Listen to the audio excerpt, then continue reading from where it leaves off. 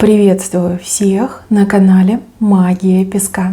Мои дорогие зрители, меня зовут Ольга, и сегодня для вас я сделаю отсыпочку на такую тему. Кто вас любит? Ни о ком не думайте, песочек все покажет сам. Покажет человека, кто вас любит. Настраивайтесь. Я же прошу высшие силы дать мне возможность ответить на все ваши вопросы и послать для вас только лишь самую важную, нужную и полезную информацию.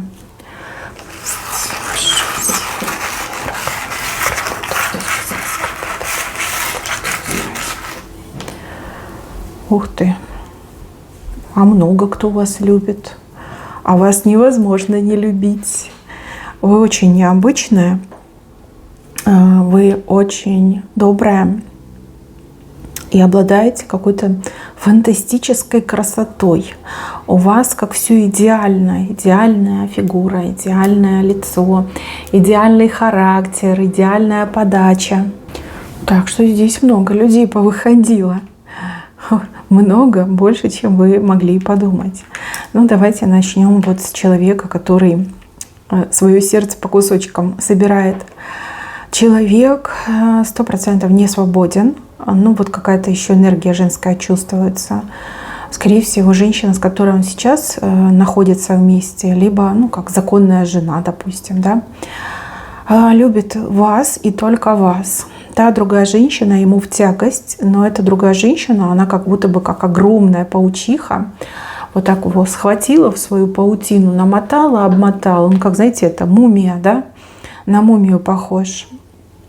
Сердце разбилось из-за того, что, во-первых, это паучиха рядом, а во-вторых, вы этого человека как будто бы не хотите. Может быть, вы ему отказали, может быть, он был вами послан, да, потому что не хотите иметь дело с женатиками. Ну, а может быть, сердце разбилось, потому что, опять же, нет ни единой возможности даже к вам подойти и как-то на вас рассчитывать, претендовать. Не знаю, мне почему-то кажется, что вы его отправили далеко и надолго. И вот сердце у него разбилось. Несвободный человек.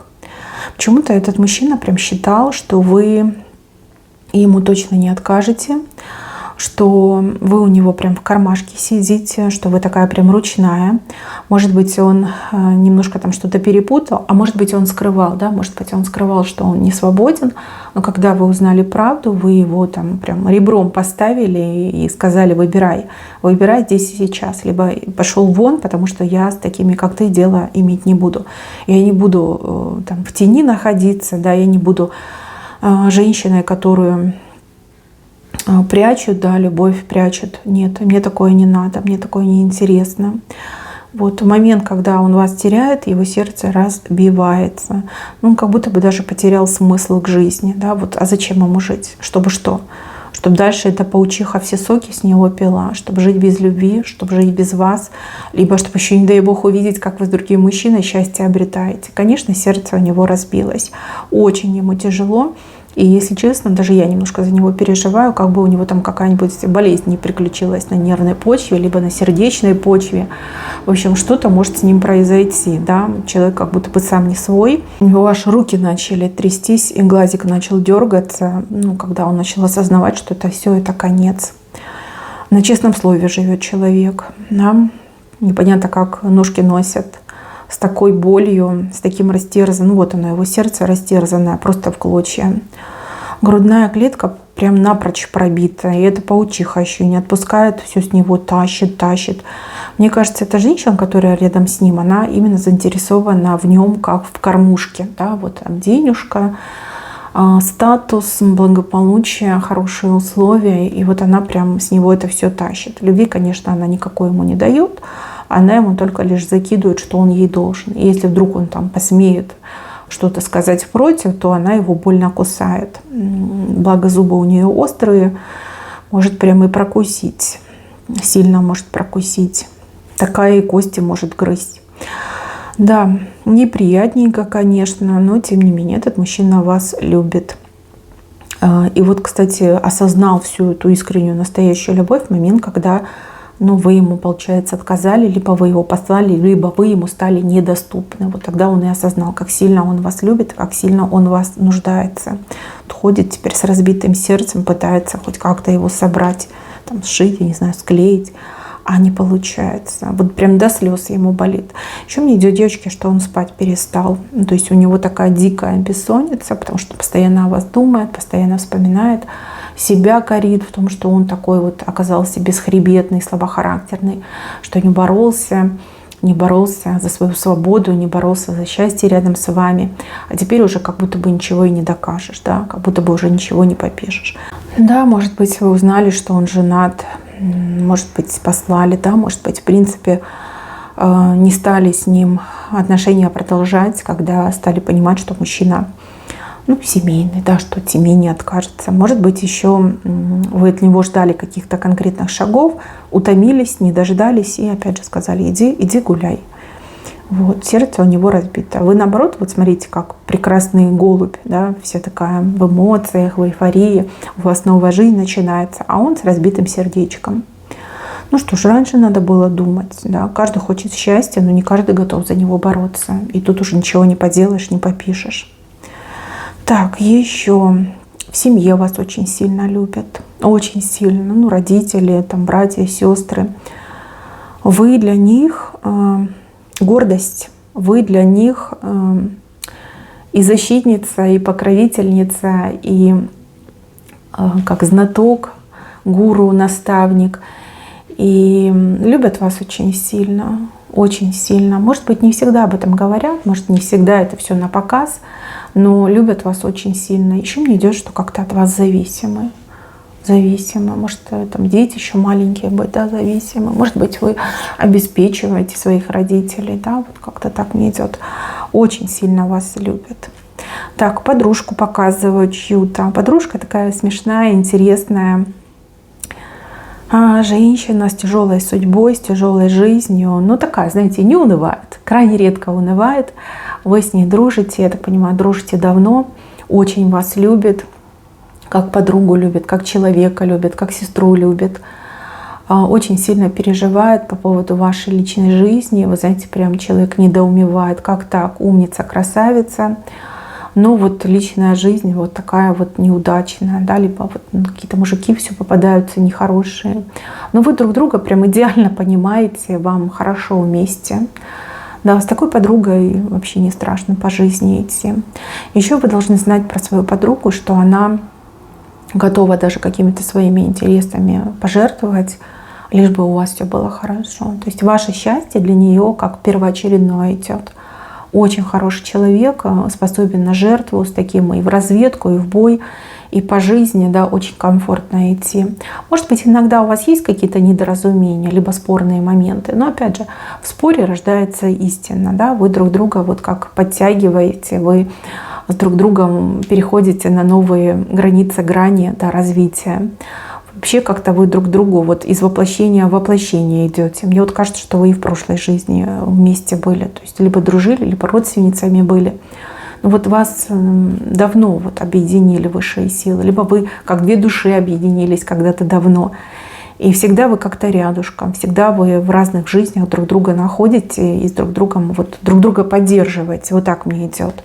Ну, родная душа, что тут сказать. Действительно, родная душа. Так, еще мне показывают какого-то мужчину.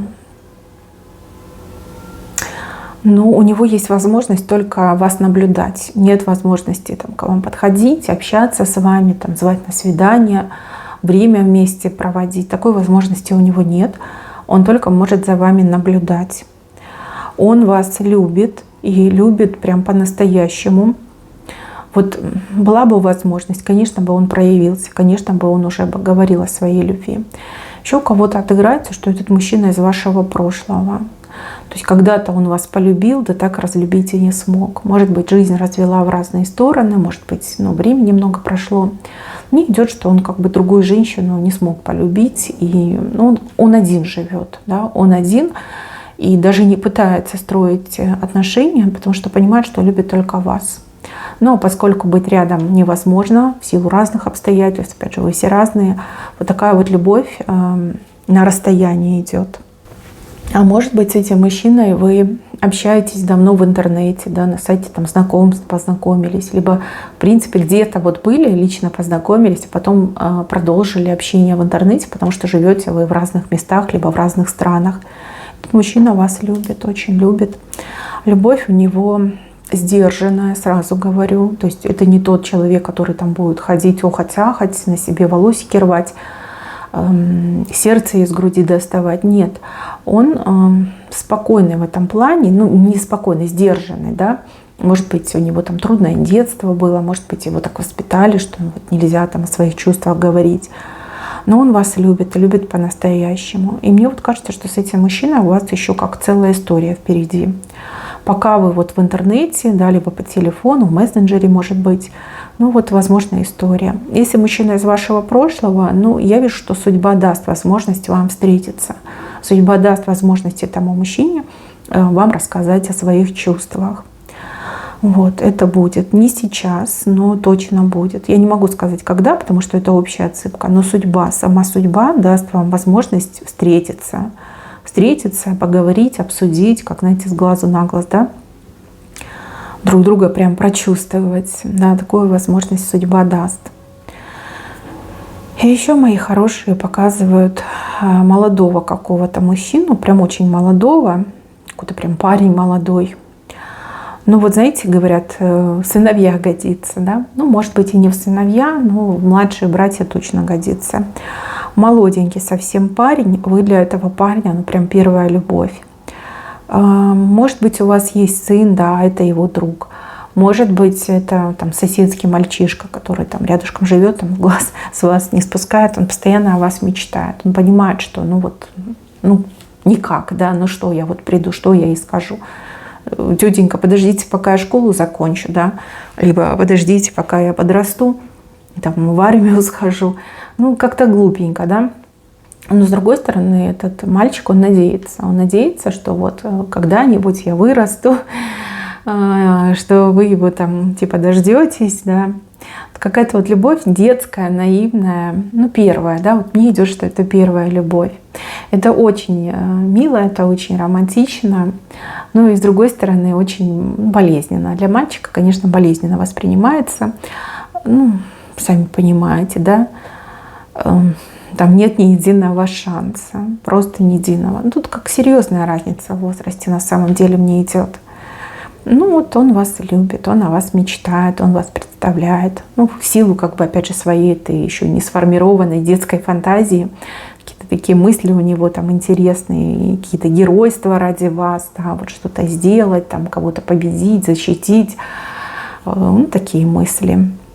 Ну, так, знаете, интересно, очень мило. Но, опять же, это любовь, которая первая, да, самая горячая. Очень сильно вы планочку задрали для будущих невест этого мальчика, да, потому что он всех будет сравнивать с вами. А поскольку вы женщина, он какая прекрасная на миллион, да, очень сложно будет ему потом найти свою спутницу жизни. Вот, кстати, у кого-то не исключено, что мальчик, может быть, не сейчас, но попозже как-то попытается вам раскрыть свои чувства, либо намекнуть на свои чувства, да. То есть для вас это еще будет таким шоком и удивлением, да, каким-то очень неудобным моментом для вас это может стать. Ну, что есть, то есть. И еще вот показывают мне животное. Я не могу понять, что это кошечка либо собачка, но вот у кого-то есть домашний любимец, питомец, который, ну вот сердце, душа, да, этого питомца тоже вас очень сильно любит. Вы как будто бы мама для этого животного, да, мама. Мама для собачки, мама для кошечки. Ваш любимый питомец видит в вас свою маму, но еще и как вожака стаи, да. Вы вожак стаи. Вот эта любовь, она самая милая, самая чистая, самая честная. Вот именно вашего питомца к вам. Мои хорошие, на этом у меня все. Берегите себя. Всем спасибо за внимание. Всем пока-пока.